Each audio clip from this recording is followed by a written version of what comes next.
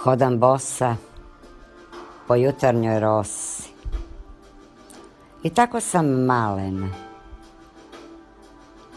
ali nisam dijete više. Kao da nekog očekujem, kao da mi neko dolazi u susret. Vidim sjenu iza prve procvale trešnje. Ne nazirem ko bi mogao biti, ali znam da prema meni dolazi dobro. Barem tako osjećam u kostima. Nije mi u njima hladno.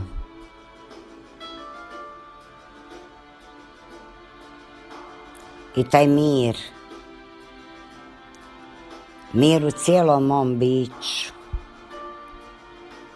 zbog njega sjedam na jutarnju rosu. Poželjela sam letjeti, poželjela sam biti nešto poput ogromne, neuhvatljive ptice.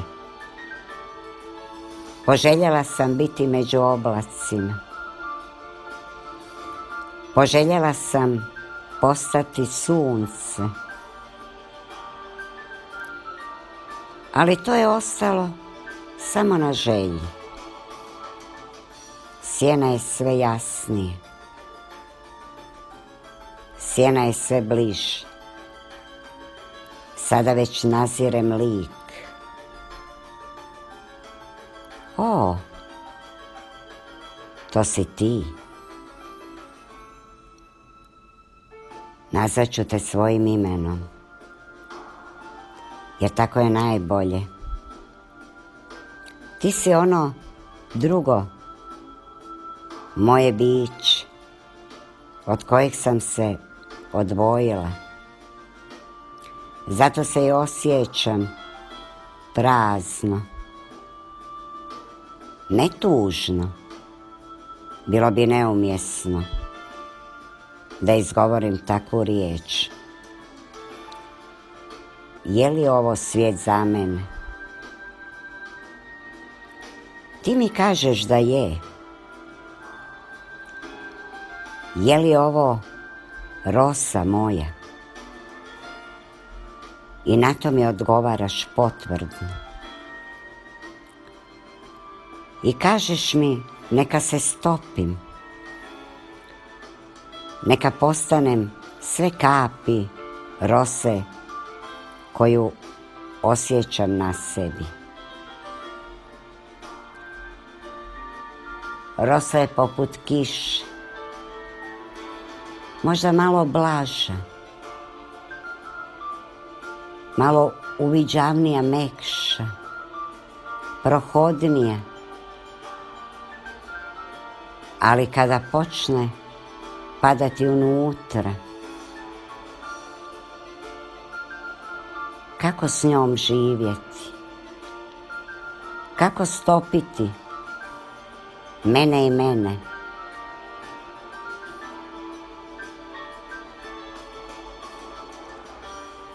Krenula sam dalje. Krenula sam prema onoj procvaloj trešnji.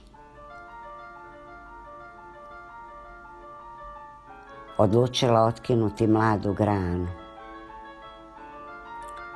Odlučila uzeti nešto od te predivne biljke. Nisam razmišljala što to njoj znači. Bilo mi je najvažnije da ju ja imam, da i to postane moje. Sjena je i dalje bila kraj mene. Vidjela sam da je puno ljepša od mene. Vidjela sam da ona i uživa, i pjeva, i pleše, da je radost u njoj. Počela sam joj prilaziti. Začudno, nije se odmicala, kao da je ona mene čekala. Zar svijet čovjeka tako funkcionira? Spaja se i odvaja. Napravimo krug na ovoj travi, neki zamišljeni, u koji ćemo ti i ja ući zajedno sjeno. Jer možda tada postanemo biće kakvo ne očekujemo, jer čovjek inače previše očekuje. Očekuje da mu netko dođe, očekuje da negdje ode, očekuje da se zaljubi, očekuje da ga netko ljubi, da netko sa njim spava. Od toliko očekivanja čovjek se izgubi. Znači li to da je dobro biti oprezan ili možda bolje spontan? Pa neka bude što bude. Je li doista sve određeno? Ili određenju mi pridajemo značenje? I naravno, ta prekrasna procvjetala grana našla se je na mojim rukama. Nosila sam je u tom krugu kao novorođenče, jer bila je doista nevina. Ne samo zbog te prozračne boje, ne samo zbog izgleda, zbog krhkosti. I to, ta grana, ti mali cvjetovi, također su bili ja. Sjena mi se nasmijala. Prvi put sam znala zašto.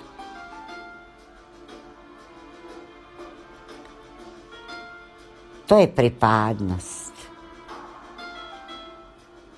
Tada smo se stopile. I tada je nestao krug. I sve je postalo poput jednog velikog kruga, poput jednog najljepšeg plesa. Sve je bilo u pokretu. Svi moji osjeti ili osjetila pojačala su se. I rekla sam sebi, onoj dvojnosti u sebi, ništa ovdje nije loše, ako ja to ne proglasim lošim. Dok je dole tlo, dok je gore nebo, dok je svjetlo posvuda i kad tama padne, sve je to ono što mi treba. Sve je to ja. Zašto se odvajam? Zašto se izdvajam? Zašto želim pobjeći, na trenutke nestati? Zašto griješim, pa počinjem iznova?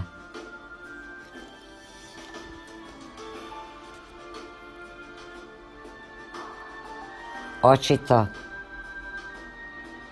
da razlog postoji. No je li ga znam? Jesam li ikada potražila onaj odgovor koji je iskonski? Ako nisam, tada sam izgubila ne samo sve ovo materijalno, tada sam izgubila dušu, jer samo ona nema straha, samo ona nema predumišljaja. Samo duša može biti poput najljepšeg vrta, poput jezera punog lopoča. Da, poželjela sam živjeti u kolibi. Poželjela sam biti otok. Poželjela sam biti stijena. Poželjela sam hodati na dnu mora. Poželjela sam možda previše.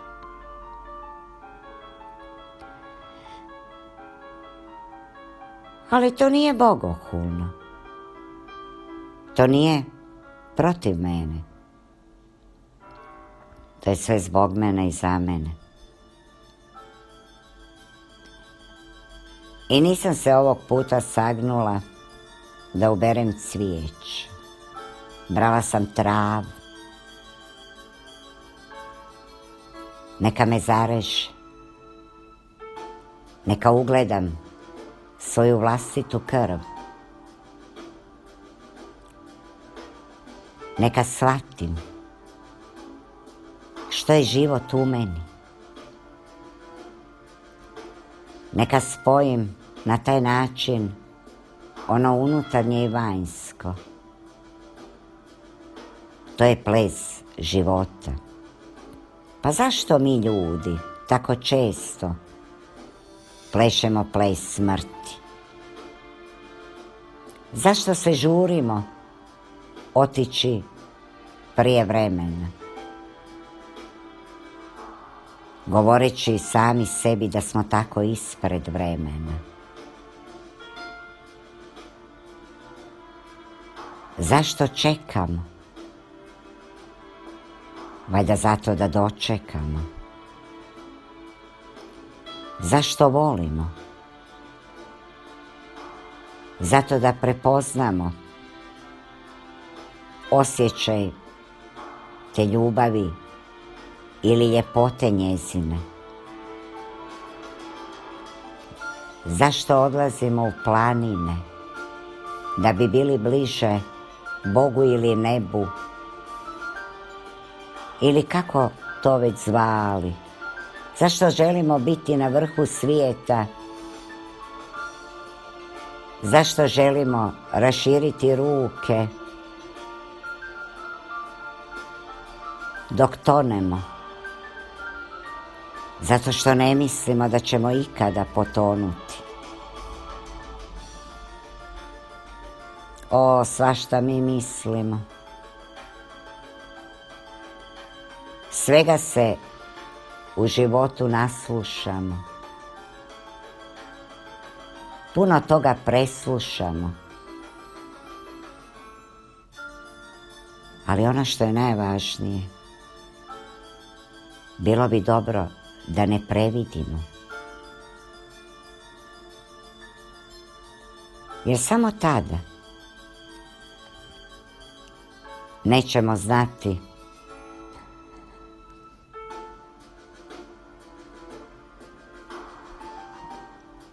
Zastala sam, ne zato što mi je u grlu knedla nastala. Zastala sam da ove oprečne osjećaje koji su se pojavili stavim u ravnotežu. I uspjela sam. I još uvijek se vrtim poput one lutke koju naviju. I još uvijek sam balerina u svojim mislima.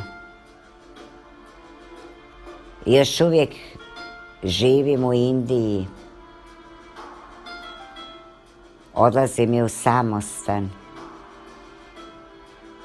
I još uvijek služim. A želim biti poslužena. Pa što je bolje? Biti sluga ili gospodar? Što je lakše? Spavati ili budan biti?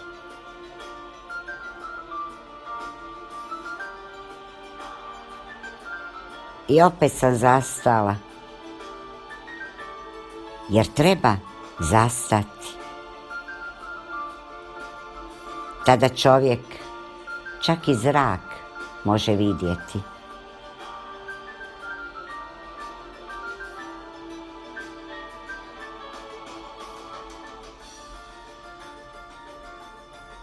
Treba znati slušati i glazbu. Jer ako ju doista slušamo u svakom zvuku, jedna je riječ. Treba znati sebe odjenuti u pravu odjeću. Treba znati i nakit odabrati.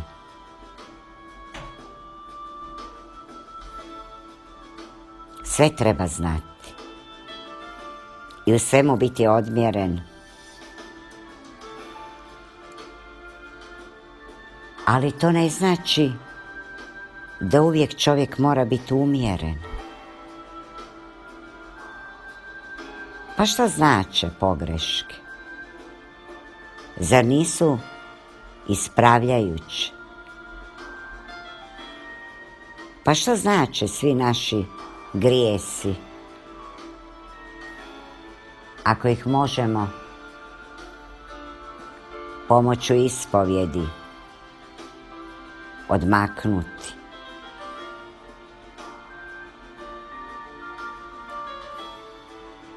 Stavila sam nešto pod jezik.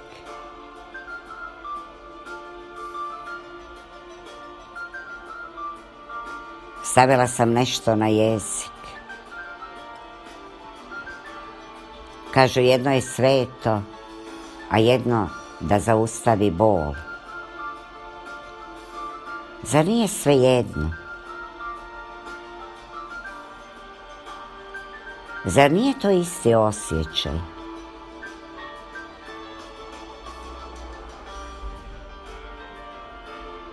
Ja ću čekati.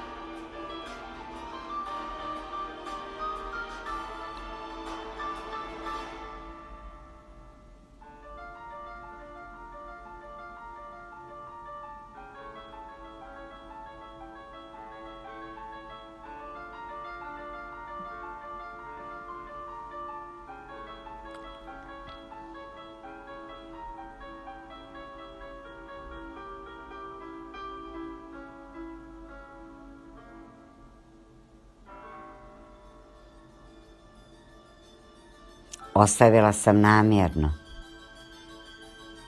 da poslušate ovaj zvuk, da svatko od vas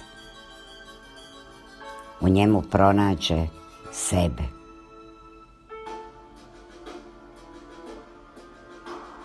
Danas sam nešto sporija, tako će mnogi zaključiti. Ne, nisam. Jer misao ne može biti spora. Nju jedino treba moći zaustaviti, isprazniti, ne kontrolirati. Jer misao zapravo kontrolira vas. Ona vas vodi. Ona vam šapće svaki vaš put. Ona je onaj tihi promatrač koja vas opomene, ponekad udari tamo gdje bi najmanje željeli.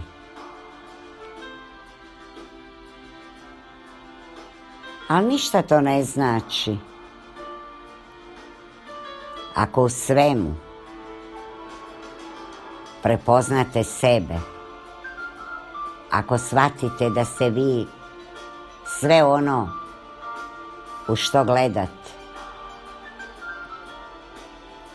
ako shvatite da nema ni gore ni dolje, ako shvatite da je život vječni ples i ljubavi i mržnje i dobra i zla i sjećanja i prošlosti i budućnosti,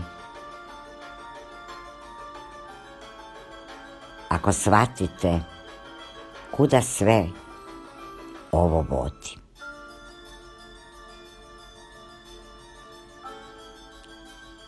Sigurna sam da ćete shvatiti.